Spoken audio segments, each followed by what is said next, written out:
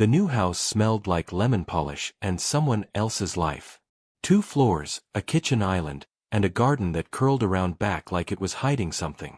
The old owner left behind strange little things, a wind chime made of spoons, a carved wooden owl on the porch rail, a faded quilt folded over the guest bed. The agent said she'd come clear them out before we moved in, but my mother told her not to bother.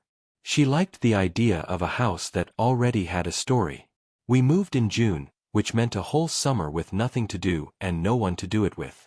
My friends were 300 miles away, laughing without me in group chats I stopped opening. I spent my days in the backyard instead, mostly under the old fig tree at the edge of the property, its branches bent low like it was tired of standing. There was a gouge in the trunk, deep and old, like something had tried to take it down and quit halfway. I used to trace it with my fingers and wonder who'd want to hurt a tree that pretty. One afternoon, something papery brushed my ankle.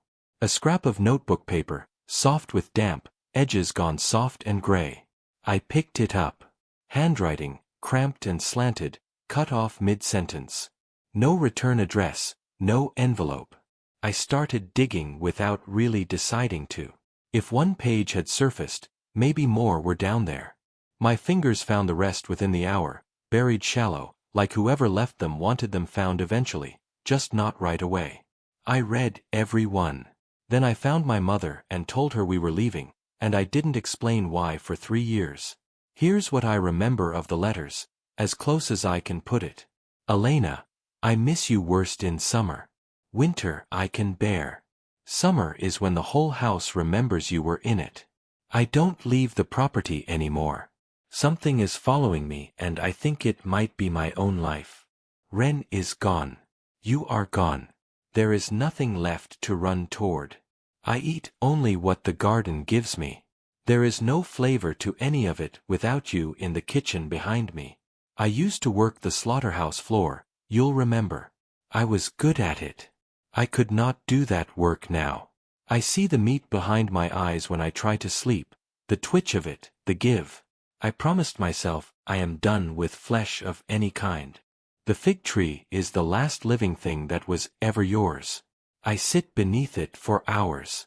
When it moves I think it's you moving. Yesterday I sat against the trunk and felt it shift under my back, like it was breathing. I told myself it was the wind. I hope it wasn't. I hope it was you, reaching through. That night my bed felt wrong beneath me, too soft in the wrong places, shaped like someone else's body. I gave it up and watched the tree from the kitchen window until I could stand again. It's fruiting season. I remember you and Ren in the branches, shrieking like you'd break your necks, and I never once told you to come down because I loved watching you too much. I miss the smell of the kitchen after you baked. I would give anything for one more. I picked the ripest fig I could find today. Skin so smooth it looked painted on.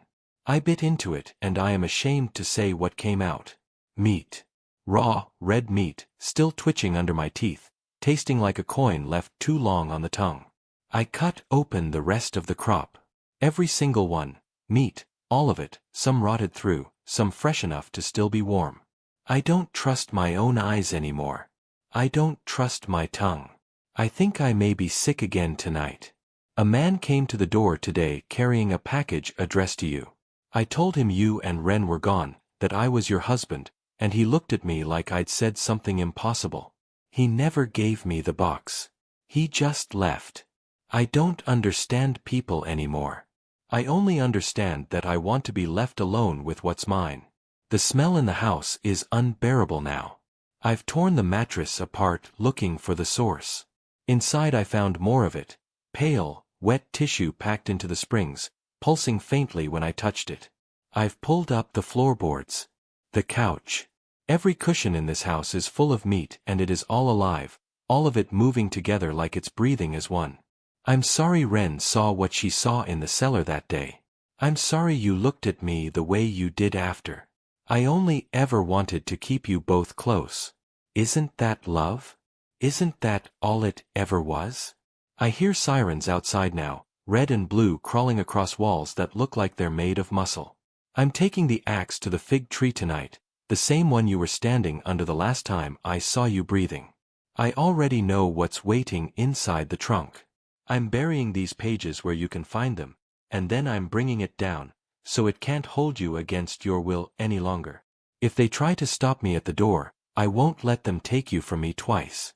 I'll see you soon, my love. I never found out if he did. I never wanted to know badly enough to ask.